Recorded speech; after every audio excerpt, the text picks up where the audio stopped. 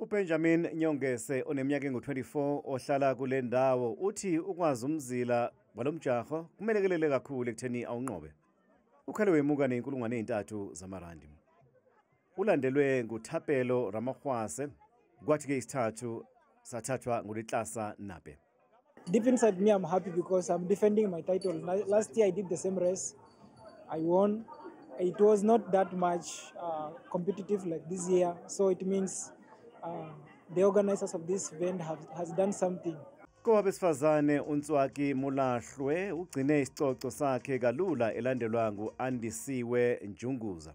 Kwathi-ke uNokuthula Ntshangase ogijimela iBlack Diamond Athletics Club waphuma isithathu.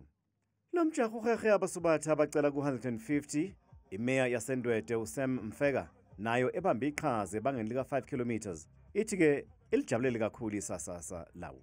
And I can assure you ukuthi irace yethu ngiyibona inhle kakhulu. I-turnout ibinhle kakhulu kulonyaka. It was much better than last year.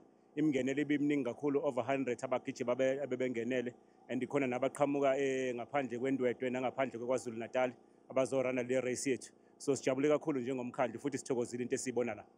Zikhona inhlelo zokunweba lo mjaho ufake phakathi owebanga elide njenge-half marathon ne-marathon uqobo.